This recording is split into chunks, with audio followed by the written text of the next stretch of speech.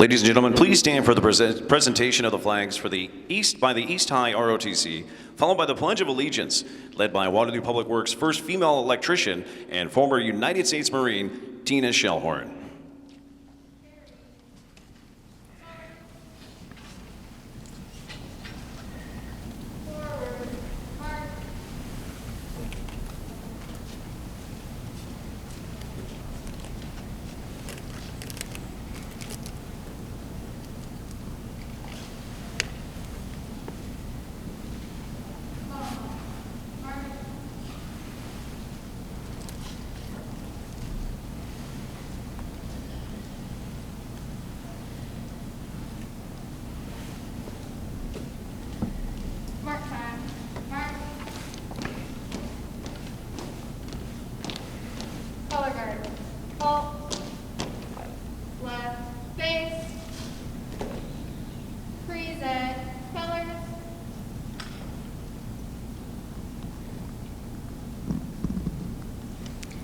I pledge allegiance to the flag of the United States of America and to the republic for which it stands, one nation, under God, indivisible, with liberty and justice for all. Order, colors, right, face, forward, march.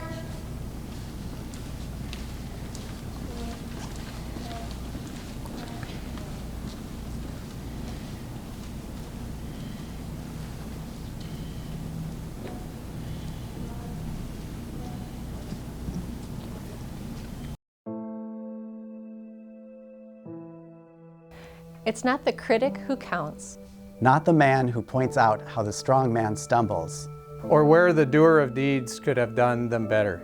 The credit belongs to the man who is actually in the arena, whose face is marred by dust and sweat and blood, who strives valiantly, who errs, who comes short again and again, because there is no effort without error and shortcoming, but who does actually strive to do the deeds. Who knows great enthusiasms, great devotions. Who spends himself in a worthy cause. Who at the best knows in the end of triumph of high achievement. And who at the worst, if he fails, at least fails while daring greatly. So that his place shall never be with those cold and timid souls who neither know victory nor defeat.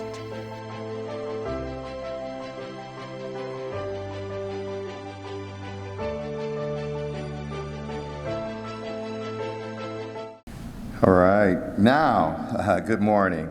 These words spoken by Theodore Roosevelt in his famous Citizen is a Republic speech in April 23rd, 1910, still ring true today and are a fitting way to begin this day of celebration. Welcome. I am Mayor Quentin Hart, and it is my great honor to present to you the 5th Annual Waterloo State of the City.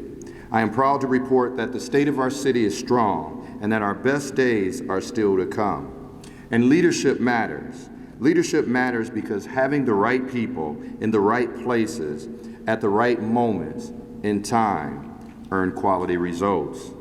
From Audubon Drive to Zuma Street and everywhere in between, every resident deserves results that ensure a quality of life is here in place that we're proud to call our home. Whether in the boardroom or break room, leadership matters. Whether from a pulpit or a podium, leadership matters. Whether in the public square or the privacy of your own home, leadership matters. By reflecting on the accomplishments and the progress of the past year, we not only honor the thoughtful and earnest work of our predecessors, and celebrate the strides of individuals and organizations who continue to invest their time and treasure to meet the needs of today. But we also reaffirm our pride-fueled drive to constantly improve community and inspire the next generation of leaders. To not just aspire, but to inspire to dream big and to believe in this community that has helped shape us all. Together, With community input from grassroots to grass tops, we've constructed a blueprint to lead our city for the next decade with Waterloo's 2030 vision and strategic plan. In 2020, the City of Waterloo worked with the consultant company to engage residents and stakeholders in the formation of the vision and plan. Through a series of Zoom meetings, focus groups, surveys, and interviews, common themes emerged, and ultimately 8 big ideas became obvious. And as did our overall vision statement, made it even more clear. A vision statement which unifies the plan and inspires the work that needs to be done. And that vision statement was Waterloo is a community of opportunity where everyone can prosper. And this vision statement will serve as a guiding principle for the work that will be done over the next 8 years, taking Waterloo to the next level by the year 2030. I know it's kind of big and audacious, right? Well, maybe, but definitely doable, yes. And it will take a level of commitment and selflessness from a large number of people, and it will take consistent and constant communication to make these elements happen. It will take work, resources, and patience. But by the end, the result is a community that is connected, proud, succeeding, elevating youth, celebrating diversity, and leading the way across the state and nation. But let's take a deep dive look into the 8 pillars. Never put your cell phone up here while you're talking, right? But number 1 is flying the W. And that's the most critical point of the vision because it only raises the profile of the work that the city has accomplished to date with all of your help. But it's also turning the point for how Waterloo thinks about itself. Fly the W is a communication and marketing strategy for our city which lays the groundwork for stronger communications and can be implemented as the other vision elements are getting underway. And this is important because for too long we've allowed the story of who we are to be told by those that may not even be from the community. For too long we have allowed the story about the incredible work and all the incredible achievements not to be told about our incredible city the way they need to be. So number 1 is flying the W. Number 2 is elevate housing. And Elevate Housing is a group of initiatives designed to build momentum around home ownership, affordable housing, property improvement, and improvement of the rental market in Waterloo to reflect a community of opportunity for everyone.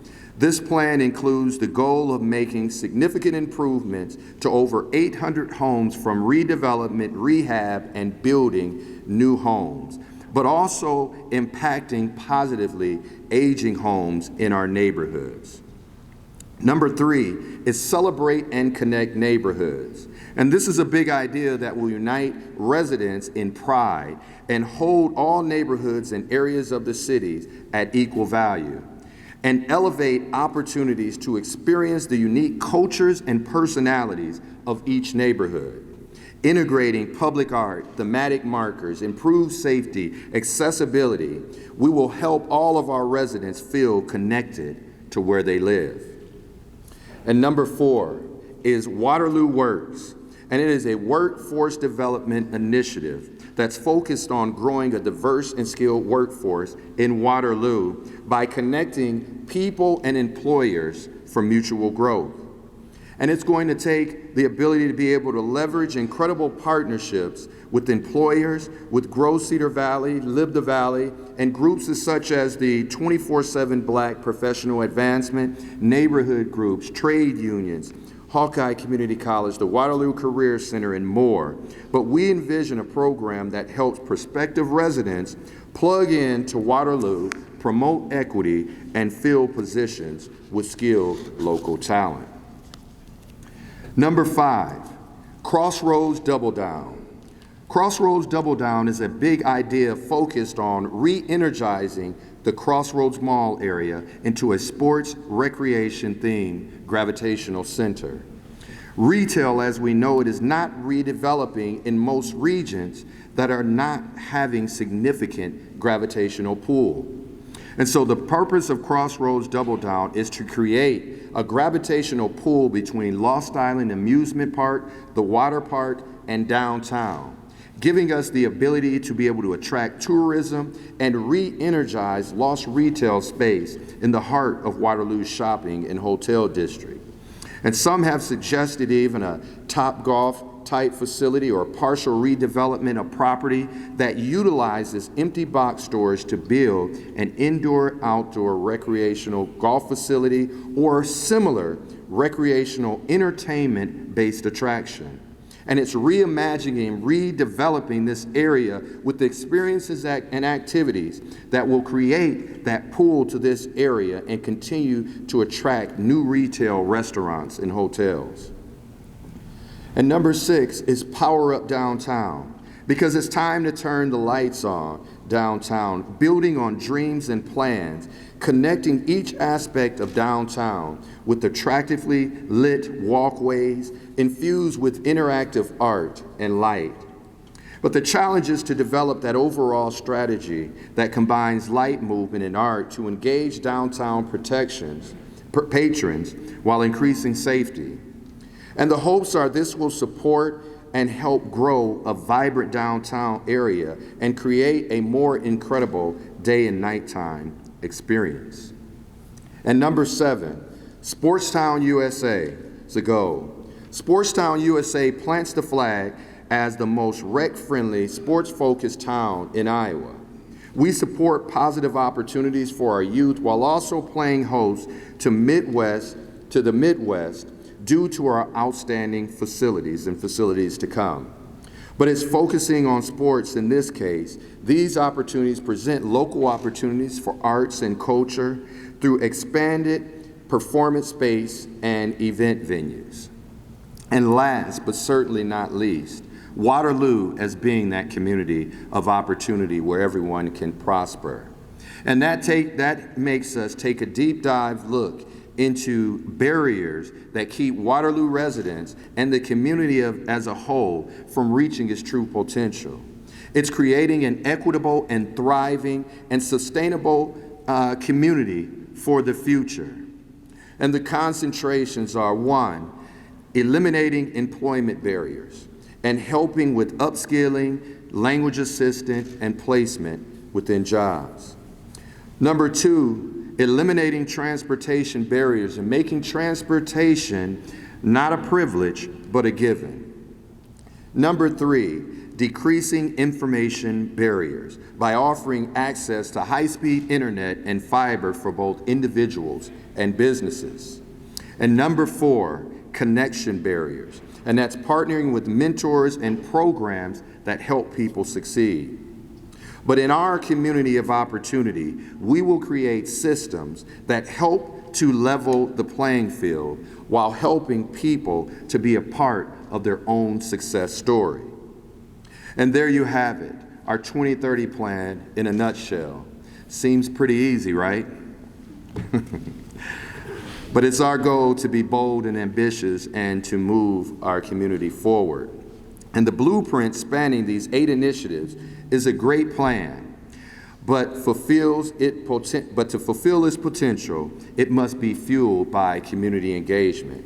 And while the season of politics has too many feeling as if division is our only path forward, but this moment will pass and true leadership will once again emerge from an elected official to community members to new faces, new voices, new perspectives, all coming together as Waterloo always has, acknowledging our differences, but embracing our shared values. And there was a card that was placed on your chair as you entered this morning. And please let us know what you are most excited about and how you would like to participate. Drop them off at the exits or send them to my office after you've had time to reflect. And for the city's strategic plan, you will be able to find this plan on the city's website, and I hope that you take time to check it out.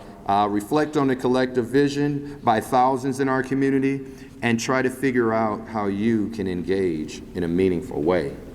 But before we move to the next subject, I just want to say so much thank you for being here. We have some very special VIP guests in this audience today, and for me, there's no more two special folks than these two sitting right up front. It is my mother, Lily Hart, and my father, Grossi Hart. Could you please give them a round of applause? And coming in a slight second, but still first, is my wife, Cassandra Hart, who is here to join us as well, and my mother-in-law, Viola Cody, and my sister, Laura Lipsy as well. So could you please give them a round of applause? We also have, and I'm not going to call out names because I know I'll mess that up, but if you are an elected official or former elected official, could you please stand up now?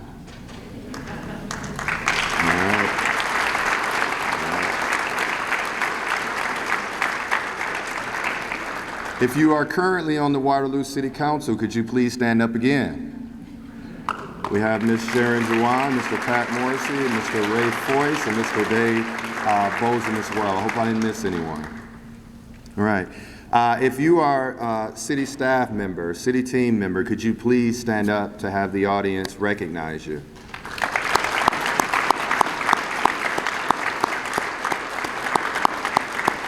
And you will also be able to find a listing of accomplishments by our city staff over the past year. I think you have a copy of that.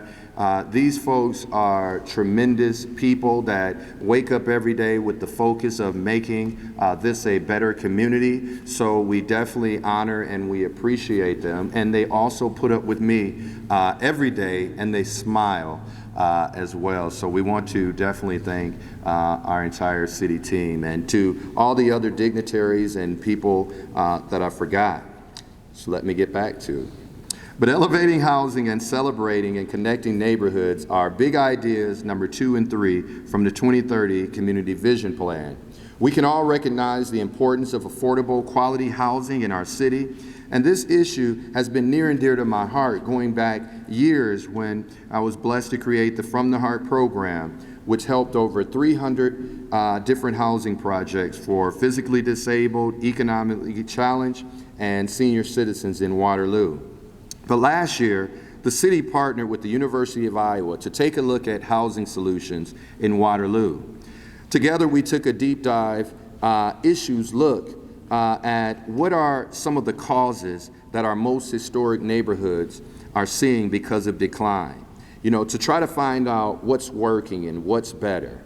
And as a result, we established a housing task force combined of city employees from diverse departments who meet on a weekly basis and are making significant changes in our internal processes and practices, and how we are interacting with property owners and tenants to create more and better housing.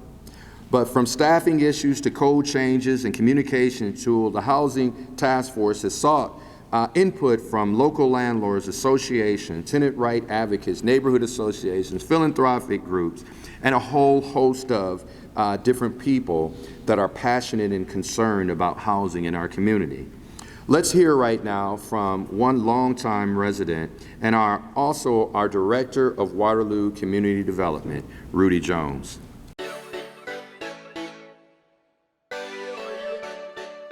Lived in our house here for going on 42 years. So we came and stayed, and this was our house that we bought right after we got married. So we have just weathered a couple things, and we've always felt like if we had concerns, you know, there were people that would listen to us, and we made that happen at we belong to West Central Neighborhood Association, and when we did have concerns, we had a meeting one night, and we had the mayor there, Mayor Hart. We had a police presence there. We had a council member, and after that, things really did improve. I'm Rudy Jones, the director of the Waterloo Community Development Department. And what we do is provide mostly housing assistance, everything from demolition to new construction, everything in between, and help a lot of our nonprofits provide those services that translate not just a house, but a home. What we're trying to accomplish is giving our community the opportunity to be the best community with its tools, its capital, its human capital, its resources, that we can see how far we can take this thing. We continue to encourage our neighborhoods that are different across the community. What's your strengths? What are your shortcomings? How can we bring some additional tools for your toolbox to maximize who you want to be, who you are planning on being? When the pandemic first hit last spring, we found ourselves being compelled to shut our operations down, with the exception of our emergency repair programs. So with staff going home, we were able to take that time away from our performance and begin to build our contractor pool. That was also the same year that our lead hazard control grant ended. So we used that as an opportunity to rebuild the program before we applied for another grant. And fortunately, we believe we had a good makeup that allowed us to be awarded another 3-year, $3.1 million grant. With the CARES Act funding, we're always challenged with how do we take these resources that will usually bring additional regulatory language to the table and apply it to the situation that each community is in, particularly Waterloo. The goal has been set for 800 houses in 8 years. That means we've got to, instead of pulling out our hammers, we need to get our pneumatic nailers to be able to get more production, to create more efficiency, and get into those numbers. We typically can address somewhere between 40, 50, maybe 60 housing units a year, but with these additional resources, we should be able to move towards that goal of averaging 80 units a year. We're up for it. When we talk about leadership, we understand that without a vision, the people perish, as a quote from the scriptures. So leadership is very critical with any group, organization, in our case, the community, as we prepare to move forward. Those leaders are our elected officials, our department heads, our neighborhood association representatives, those who run our non-for-profit organizations, our philanthropic community.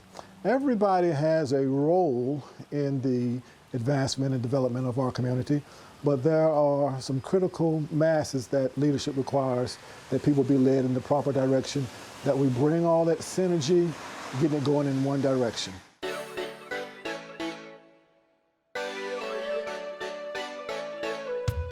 Over my 15 years of serving in Waterloo, I've worked with numerous business leaders, corporate heads, all with varying leadership styles. But we are fortunate in the Cedar Valley to have a host of exceptional leaders who exhibit sincere intentions about overall quality of life, and also making sure that their organizations or their companies are contributing positively within our community. And Mike Malero of VGM Group is one of those exceptional leaders. He understands the opportunity and the responsibility of that VGM has to their employees and to the communities they call home. So VGM and the Van G. Miller Foundation are helping to create lasting change in this Cedar Valley. So join me in welcoming Mike Malero.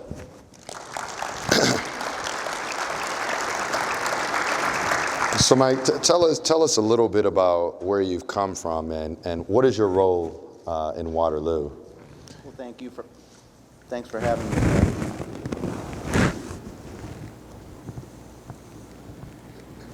Okay, I got it now. Thank you for having me here, Mayor. Mike Malero, I'm the CEO of VGM Group, which is headquartered in Waterloo, Iowa. I've had this job for 6 years. I moved to this community in 2001 from Omaha, Nebraska to become Chief Financial Officer at VGM.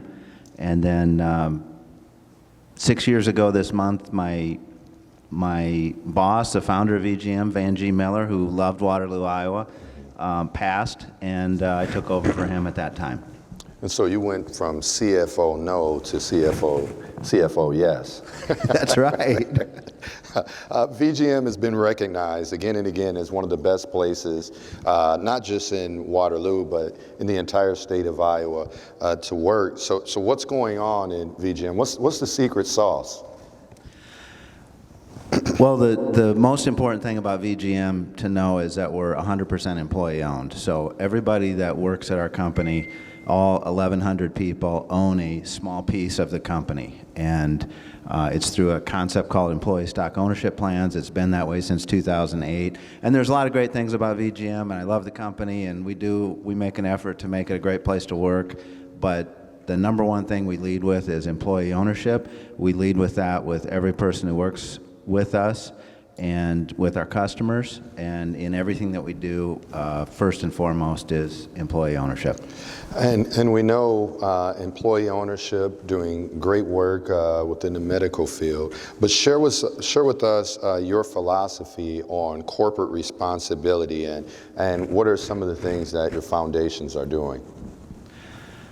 Well, we're fortunate because we're a company that's been successful, and we have a lot of people, and we're a part of the community. There's a lot of different parts of the community, and it's important that the business community also support the community. So we believe in doing everything we can to give back and make this a great place to live, work, and play.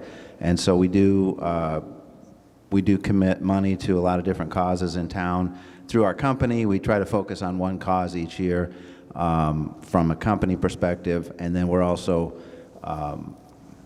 beneficiaries of the Van G. Miller Foundation, which when Van passed, he left some of his money in a foundation with the intent of benefiting Waterloo going forward. So even though it's separate and distinct from the company, it's directed by a lot of us within the company. And so as an example, the Hawkeye Community College Downtown Adult Learning Center is named Van G. Miller Building, which came from some of Van's foundation, and we'll continue to support the community in every way that we can going forward,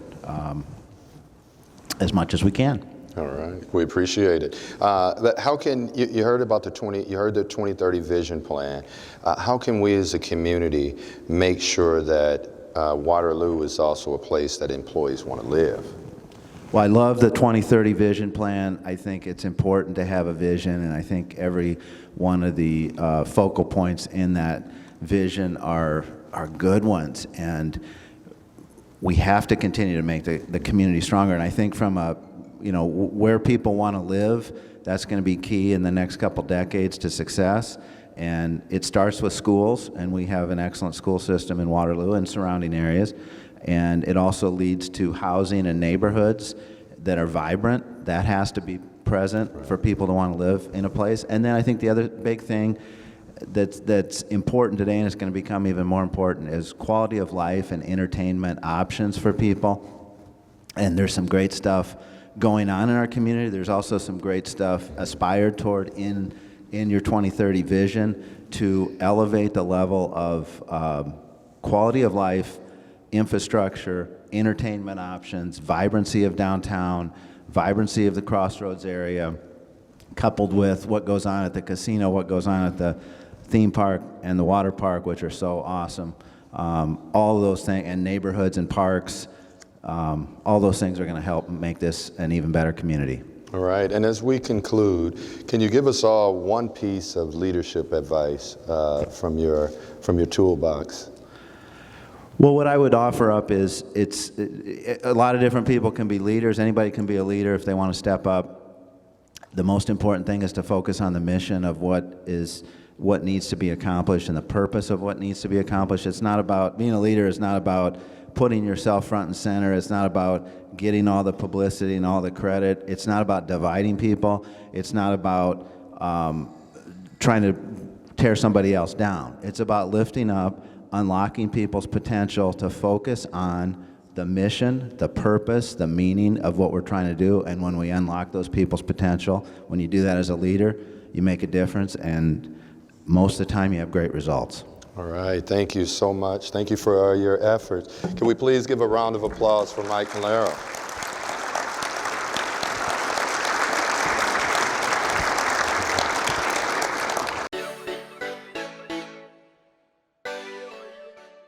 North Crossing development really is the culmination of a vision by our board and our leadership team and the people that work here to really create easier, more accessible, and more personal care options for the people in the communities that we serve. And that includes a lot of the surrounding areas. And so finding the right partners to make that happen was critical, and we were grateful for Ben Stroh and the city leaders coming together really to help us see this come to a reality.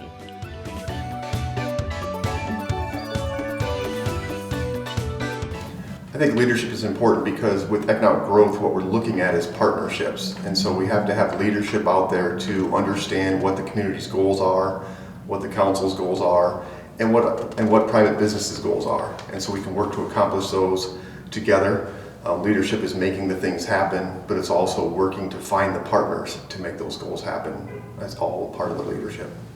I think, everyone's excited about the theme park that's going underway. The city is working on a development agreement with them, and so that's a partnership to make that project happen, working with the state of Iowa for the RISE grants for the rebuilding of Shawless Road, working with the Birch family for the private investment, and working through the city processes to make those projects happen. We're also going to have a great project up at North Crossing where we've partnered with Ben Stroh as a private developer to come in and do a lot of partnerships that he has on the side with Unity Point that also ties back into with all the goals that the city has done with the Highway 63 project, the DOT partnering with us on that, and some other improvements in that general area.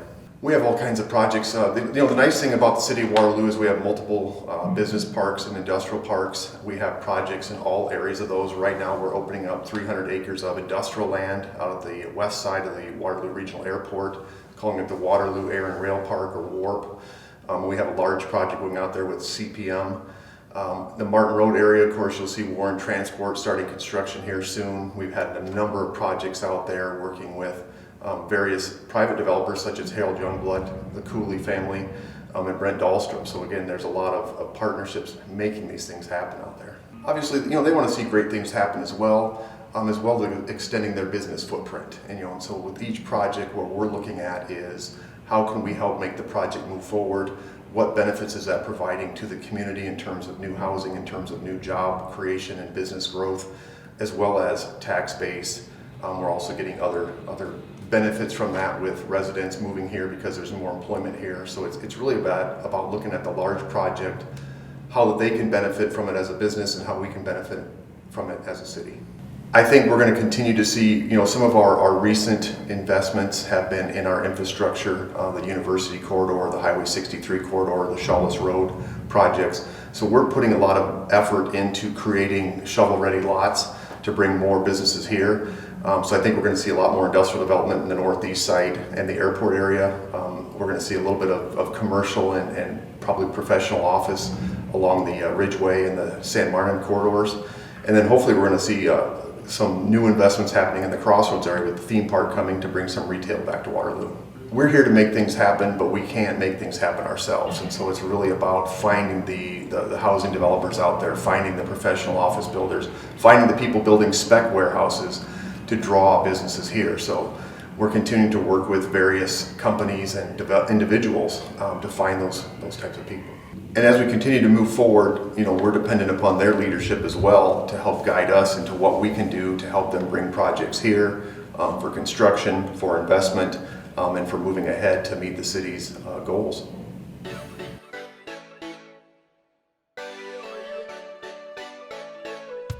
With corporate partners like that of VGM, the CUNA Mutual Foundation, the John Deere Foundation, along with our Metro philanthropic organizations, Waterloo is bringing transformative projects, improving lives and livelihoods of residents all across the city.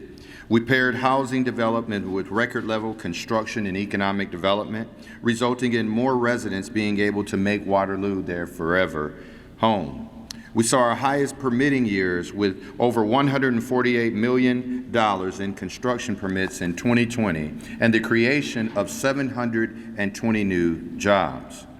These new jobs have a multiplier effect, supporting the supply chain businesses on one end and providing wages to the local economy, retailers, service providers, and home buying. But Waterloo's steady growth in building permits and job creation are indicators of the health of the economy and proof that Waterloo truly is a community of opportunity. In addition, in 2019, we were recognized as Iowa's Small Business Community of the Year, ensuring opportunities of entrepreneurs and workers. But in 2020, we reached $100 million of investment in our downtown. So could we please give our Main Street Director, Jessica Rucker, and all of her efforts in Main Street and our downtown business owners a round of applause. And not only did we see 45 new small businesses, we've also seen gender pay gaps close, with Waterloo's job market having the second smallest gender pay gap in the state of Iowa. Now you better applaud for that.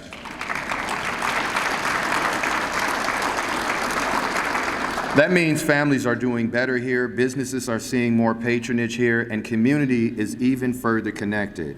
These economic gains don't just happen. They require leadership from public and private sectors working together to intentionally ensure opportunities for every resident to achieve their own version of the American dream. And it's hard to imagine that our downtown, with the River Loop Amphitheater and Expo Plaza, these venues have become centerpieces of community life and celebration. The entire Riverfront Renaissance was a $40 million project with multiple teams of community partners working together to design, to finance, and construct. The final stage of the project is Cedar River Landing, a marina and river recreation venue, is currently in its planning stages. And the Riverfront Renaissance is a shining example of why visionary leadership matters.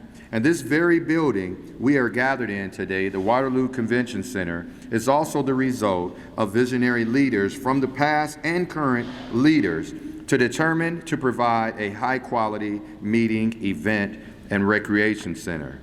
And this $13 million transformation is taking place thanks to the belief of city leadership and community partners like the Blackhawk Gaming Association and our exceptional management company, Spectra. And as we continue to renovate the second floor and the exterior facelift is completed, we will tell the story of the 5 Sullivan brothers with a stunning memorial on the plaza, and we will honor the sacrifice of all Cedar Valley veterans by creating the Veterans Way. The Veterans Way will connect the pieces we already have in place from the Iowa Veterans Museum to the Sullivan Park. It will also connect new venues through creative lighting projects on the Cedar River and under the 218 overpass, and the creation of a pocket park across the street from the beautifully renovated Best Western. Kelly Sullivan and John Roof are already leading the team to help with fundraising for the Sullivan Brothers Memorial. And again, Veterans Way will require leadership from the community and its partners. And so, do we have any veterans in our audience today? Would you please stand up and be acknowledged?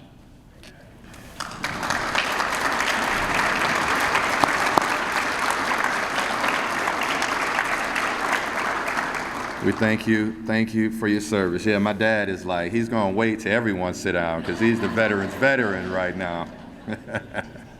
All right, thank you, Dad. But the same is true of the TechWorks campus. It was almost 15 years ago when John Deere donated the former factory buildings along the West Avenue site to the city. The project was complicated with many obstacles along the way, and it is a thanks to those who held tight to the vision and had the tenacity to press through, adjusting along the way, which made the TechWorks dream a reality. So please stand if you have played a role, large or small, in the TechWorks campus, anywhere along the way. Please stand.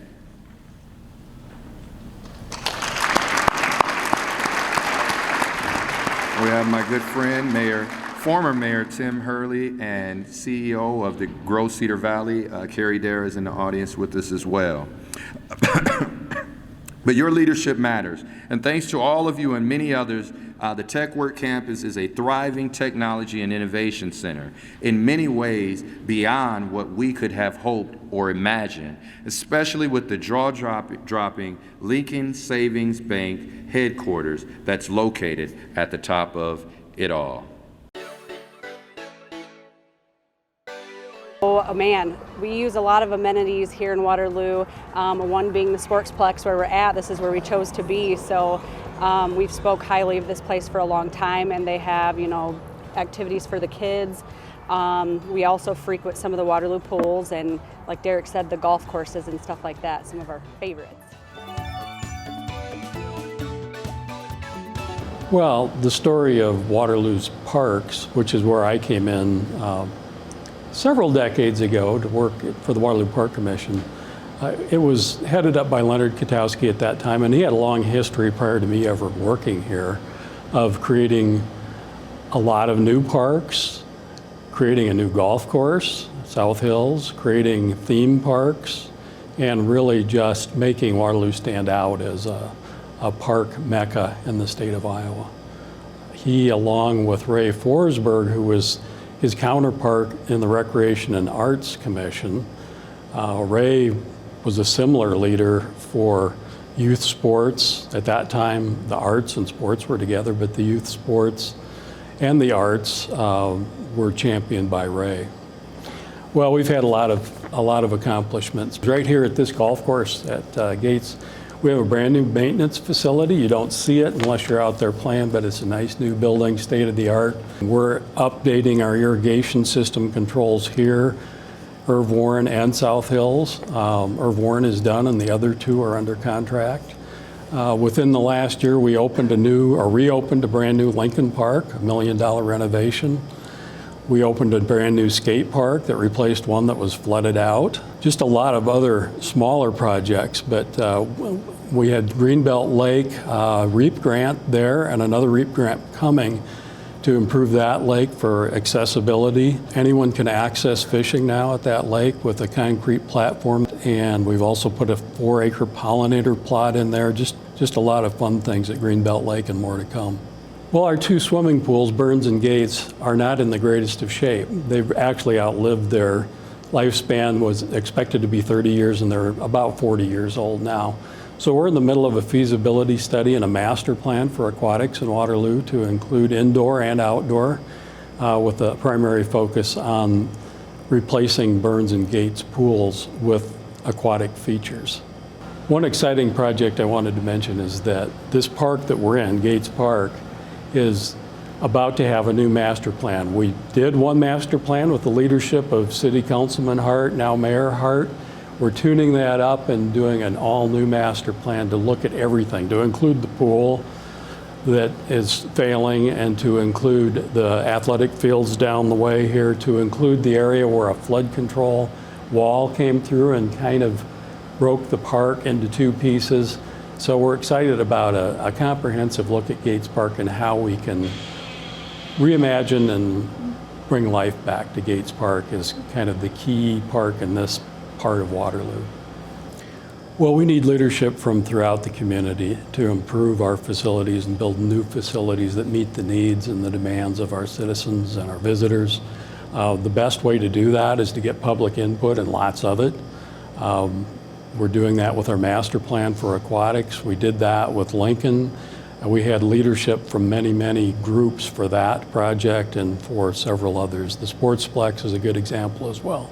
That leadership came from a great number of groups, and our city administration and WDC really took the ball and ran with it on that.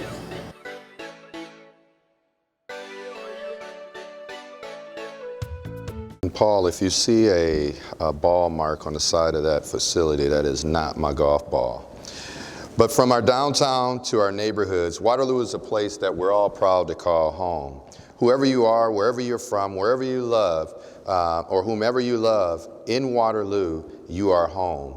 This is the part what makes this place so special. All of our residents deserve a great quality of life, and because of hard, intentional work by our dedicated leaders, we're starting to see the real progresses of many things taking place on this front. But Waterloo is the most culturally diverse city per capita in the entire state of Iowa.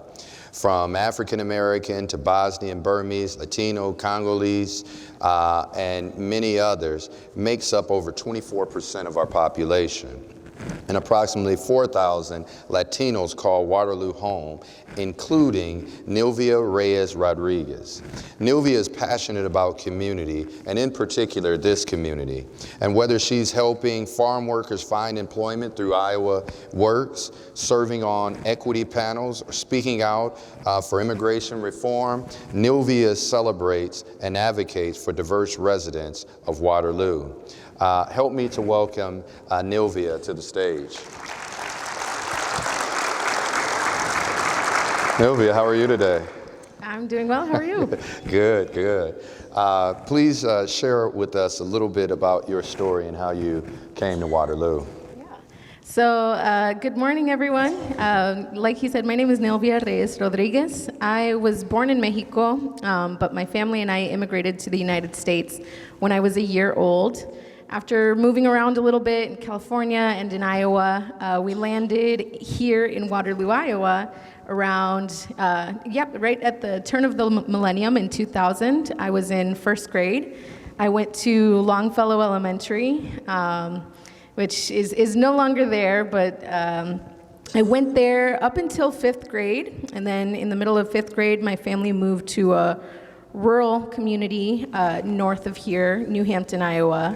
But I found my way back when I came to UNI when I was 19. So I've been here ever since, and I very much consider Waterloo my home. And I won't date your age on here, but Waterloo has changed greatly when you came here years ago. So why did you come back to Waterloo, and why have you stayed? So I came back because I was going to UNI, but I stayed because I realized that this is a place where community exists. So like I said, I grew up in New Hampton, Iowa. You know, most of my formative years were over there. And while there was a big sense of community, I didn't necessarily feel like I belonged in that community. And here in Waterloo, I do. I had a child in 14, sorry. And you hear people say all the time that it takes a village to raise a child. And I found that village here in Waterloo. All right. And educated, smart, talented. I see all these employers out here kind of thinking right now, so no offense to Iowa Works. But you have a lot of opportunities, not just here, but across the entire United States. But why do you continue to make Waterloo your home? Yeah. So in the past few years, I've become much more involved with the City of Waterloo. I joined the Commission on Human Rights in 2019. And in my involvement with the City of Waterloo, I realized that we have a strong sense of wanting to move forward, right? We want to make Waterloo a community of opportunity, right? Like our vision statement says. And I want to be a part of that journey. I think here is where I can really leave my mark professionally, because I get to be a part of something huge. All right. And building up young, diverse leaders like yourself matters greatly to any communities, and especially to our city.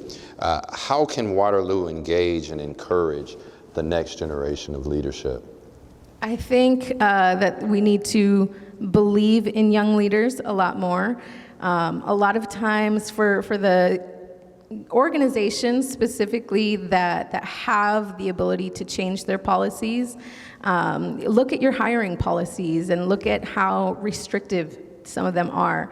I know a lot of times you graduate college, But that 4-year degree, you know, doesn't count for much because organizations then require X amount of years of experience.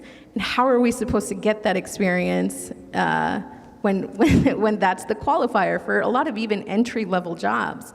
At my position even, I had to fight for an interview because my education and combined experience, which I thought was sufficient because of all of my community involvement, didn't count for anything because it wasn't technically paid work. So yeah, I think look at your policies, your hiring policies, and see how much of that is inclusive of young leaders that can make a difference. Right. And you are such an incredible force here in the Cedar Valley. We thank you so much for all your efforts. Every time the city has called, you have stepped up to meet that challenge and exceed that. So thank you so much, and we look for even greater, incredible things from you in the future. Thank you. Thank you so much. All right, thank you.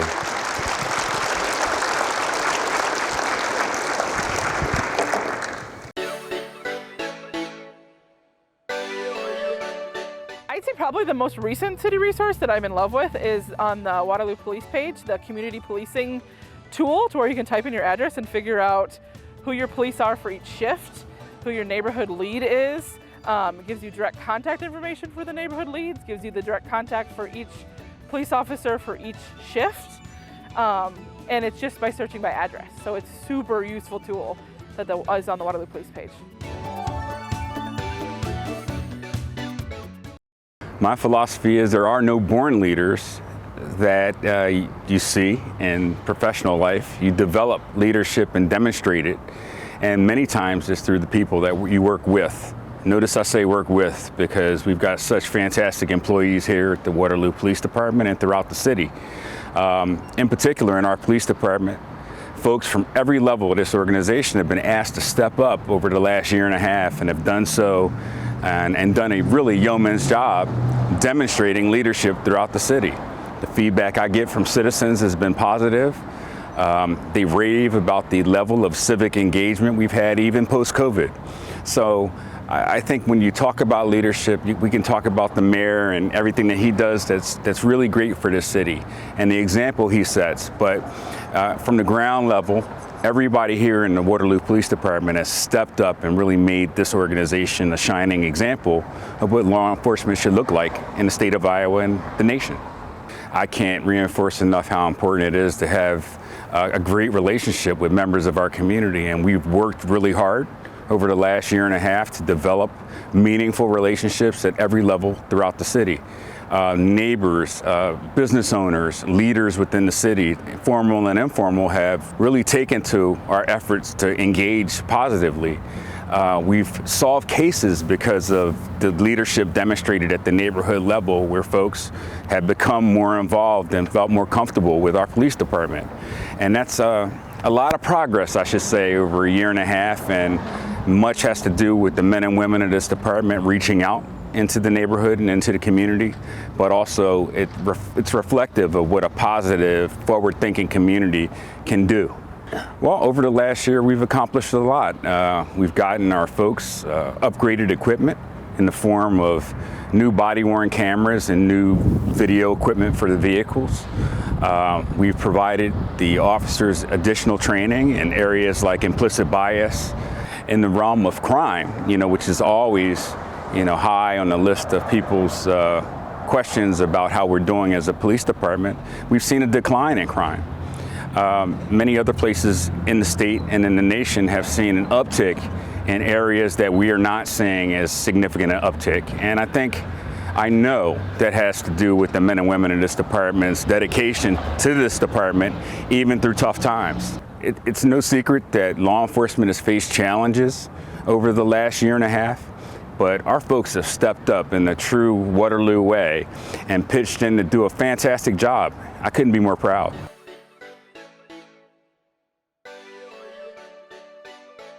In addition to feeling at home, we are making great strides in making home more safe. We are seeing reductions in crimes and a better, stronger relationship between our residents and our officers. In 2020, during times of great racial unrest following the murder of George Floyd, cities across the nation saw frustration boil over. But in Waterloo, we were able, through steady leadership, to turn frustration into conversation, which ultimately has led us to true progress. We've taken innovative approaches that many larger communities have not been able to achieve. And we must celebrate that which we've accomplished and be challenged by the goals we are yet to reach. One new program equips officers to address growing number of mental health emergencies they encounter by embedding mental health counselors within their department. This is unique, and an effective approach is made possible through a partnership with Elevate Behavioral Services. Director Bob Lincoln is here to share more about this successful initiative, and let's welcome Bob. Thank you, Mayor.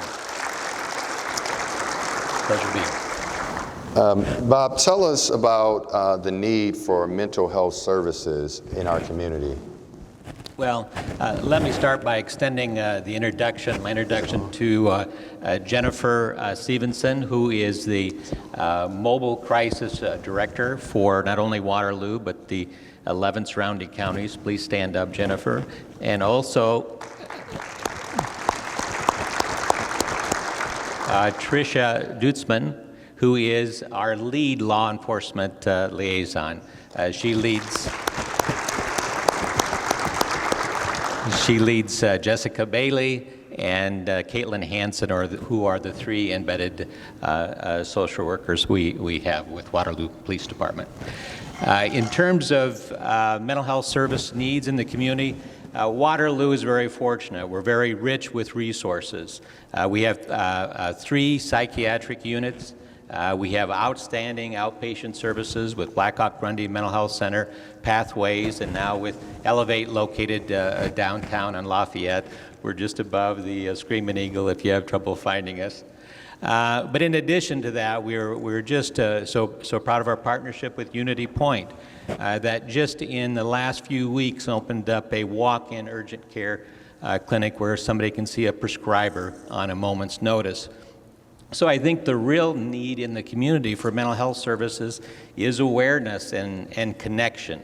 And that's what we hope we're bringing with our program. And Bob, we mentioned a little bit briefly in the introduction was the combination of working with PD and working with mental health services. Can you tell us what that actually looks like? Well, I can tell you how it came about. I called Chief Fitzgerald and I asked him if he'd be interested in discussing what that might look like. And he said, instead, when can we get started and how many people can you embed? So we got off on a very quick start. We initially thought we'd only be embedding 1, but we had the opportunity, again, because of the hard work that the Waterloo Police Department did in training up around CIT, that critical incident training. You can't add to a program that doesn't welcome you and see a need for you, and that was what was so powerful, meeting such a ready partner for our opportunity. And today, is the program seeing some signs of success? Yeah, again, the success comes back to the partnerships. I see Jason Hernandez and Fire Chief Pat Treelor. I hope I'm not butchering your name. But Sheriff Thompson, all of those first responders, and especially over this last period of the pandemic, all the heroes that respond when we call them, they have been so welcoming and inclusive of our role. We're very humbled to be a part of them because they have been filling this need for so many years. We're just trying to add to their capacity and the wonderful service they've done for so many years. And Bob, just really quickly, is this program unique in Iowa? We got out in front maybe a few months ahead of Iowa City. Cedar Rapids had started a position a few years back that they were good enough to help us, but I think the level and the integration that we're doing makes us unique. And what's exciting is it's not just having the mental health workers and the Waterloo PD, but then it's that connection with the whole network of providers. We have an observation room in our clinic, so law enforcement has brought nearly 30 individuals. Instead of going to the jail, instead of going to the emergency department, they can come into the clinic, we can take some time, talk about some resources that they might need to do better, get back home. All right, and Bob, thank you so much. Leadership doesn't just talk about problems, but they work best to collaborate with others to create solutions. So we want to thank you. We want to thank Elevate for all your efforts in making this an incredible program, and just the beginning, right? That's right. I'm proud to be a part of your leadership. I have to close by giving you the Your Life Iowa number. If you or anyone is in need of assistance, Your Life Iowa is the one-call state number for behavioral health. It's 855-581-8111. That's 855-581-8111. Please call them. If you need somebody face-to-face, they will dispatch us to meet with you and see if we can help you get connected. All right, thank you so much. Please give Bob a round of applause. All right, we have a special tribute right now, and I would like to call up Councilwoman Sharon Jewin and also Councilmember Pat Morrissey. Would you please give them a round of applause?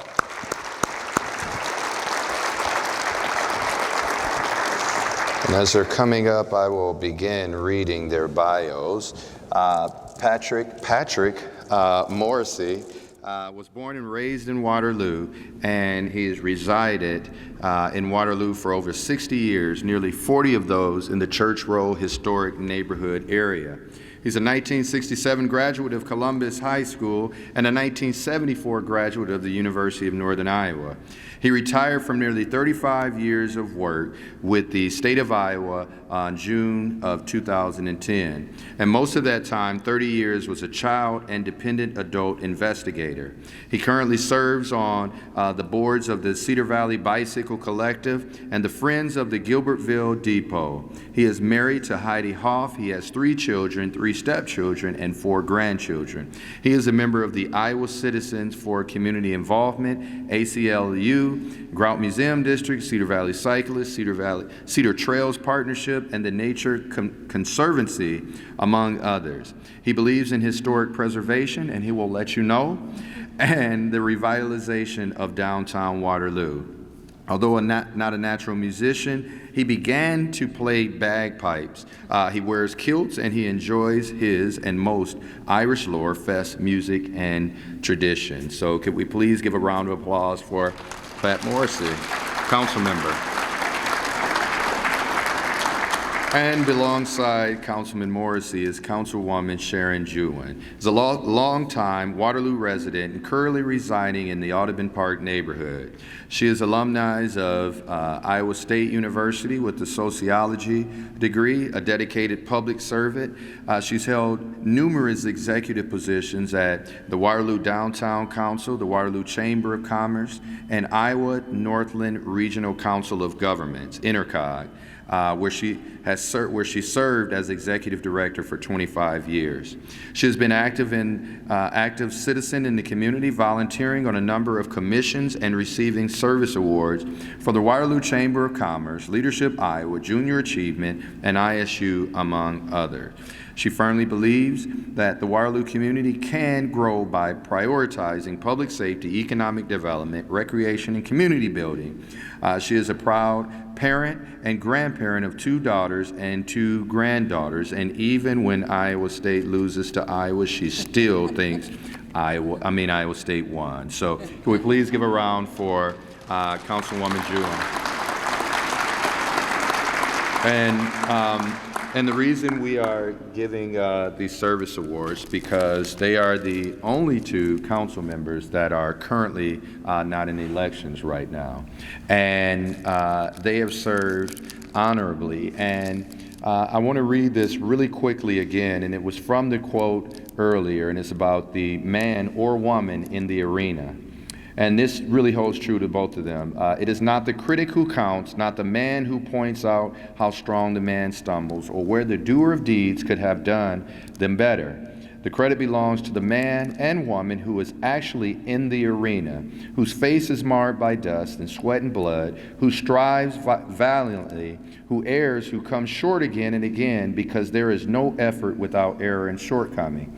But who does actually strive to do the deeds, who knows great enthusiasm, the great devotions, who spends himself or herself in a worthy cause, who at the best who best knows in the end the triumph of the high achievement and the no words. I'll just skip that. And if he or she fails, at least fails while daring greatly, so that his place shall never be with those cold and timid souls who neither know victory nor defeat. And I have been in the arena with both of them for years now, and I am so grateful to have served with both of you. You will be missed by the citizens of Waterloo, and you have always been two individuals that put the needs of the citizens first. So God bless you. Thank you so much for your service, and I hope that all your service you receive triple the reward that you've given to this community. So God bless you, and thank you.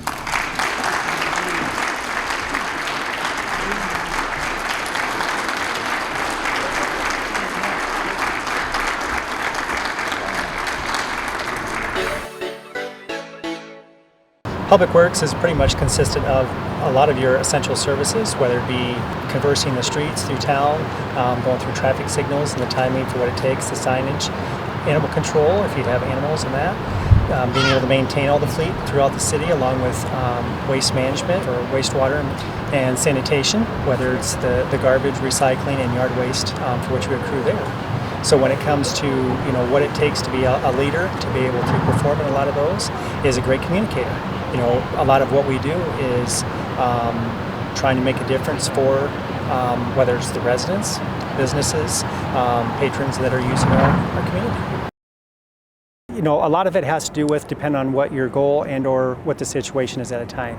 So if it's just, being able to be an excellent communicator, working effectively not only with their staff, but it could be from other community members, the public, citizens, even consultants, being able to convey what you need and try to stay on task, keep it positive, and work towards the goal for what you're trying to accomplish. When it comes to technology, as you can see, there's a lot of software that we've already implemented through some of the departments, but we also have several more that we're in the process and going to be doing this year. Whether it's route wear and sanitation and or elements, that's not only a electronic work order system that's not only going to work for all 6 departments in Public Works, but it's also universal to where engineering, planning, zoning, and other departments in the city are going to be able to utilize that to more or less tie us all together, be able to show the improvements and the different work functions that are being done in the different departments and give better access for all departments to be able to get that information. Along with requesting, whether it be for vehicle repairs, everything would actually have a start to finish now because it all would be utilized through one software. When it comes to the smart poles and the technology that we're working on the traffic, whether it's traffic adaptive as we're starting to expand that, all of that needs to be tied with something, and of course that's fiber. So current projects that we're currently working on, like I said, finishing the downtown traffic signals that we're working on currently, which will be done hopefully by spring, even into the future where we're looking at installing the fiber for our backbone for the sanitary and storm sewer lift stations throughout the town that will eventually be able to grow and tie into all other assets that the city has citywide. Probably the biggest thing that you would definitely see as far as what the improvements are is when it comes to technology. The different software that we're in the process of, either it has been implemented or in the process of implementing, is going to work not only for efficiency, whether it's time management as far as how we're running routes, efficiency as far as electronic work orders and being able to communicate effectively not only within the departments of just public works, but branching out into other departments throughout the city. And through all that technology it has to happen through fiber, and that's also another project that we have underway. Installation for the traffic signals downtown that we're kind of finishing off existing, along with the fiber backbone that we're looking for storm and sanitary as well. Technology is definitely something that moving forward in the future is what not only makes us more competitive as a city, but also more efficient as well. All right, a community opportunity is one that removes barriers. But in order to truly be a community opportunity, we must continually identify and address barriers to success and equip ourselves with the tools we need for the future.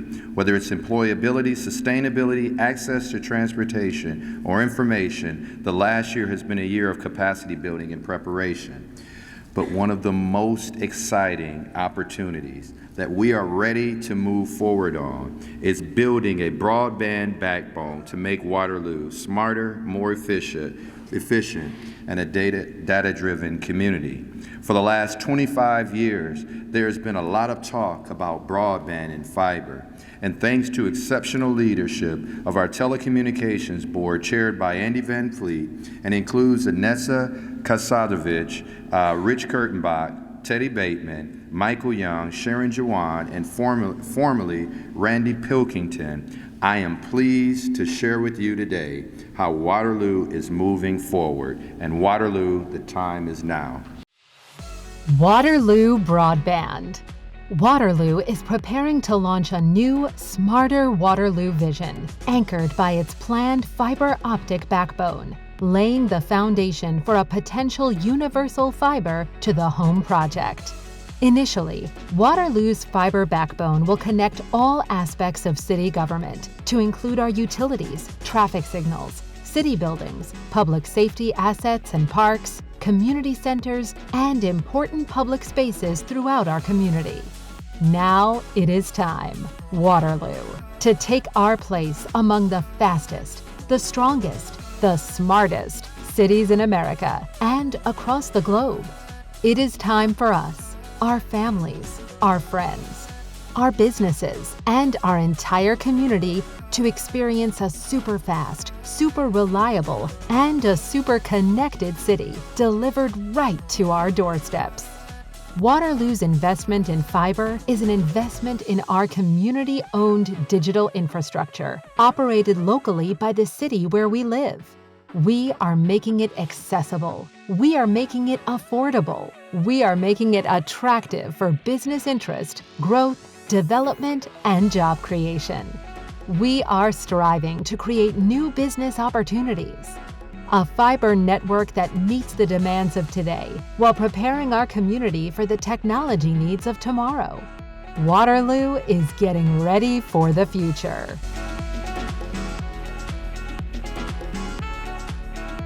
And just like building parks and streets and sewer plants take leadership, building Waterloo's broadband backbone will take courageous and visionary leadership from partners, stakeholders from across the city. Leadership does matter, and it matters in City Hall, and it matters in institutions, workplaces, and in our homes. A favorite quote of mine says that there is no limit to what can be accomplished if no one cares who gets the credit. Well, Waterloo, you get the credit. You've made great things happen in this city. You have supported the projects and programs that we are all so proud of, and you support each other in a big and small way every day. And if each of us continues to do our part, do what we can, wherever we can, when we can, we will easily fulfill the 2030 vision and much more. Together, we always accomplish more. Together, our best days are ahead of us, and together, for all you do and for celebrate. Thank you for all you do and for celebrating with us today. Thank you.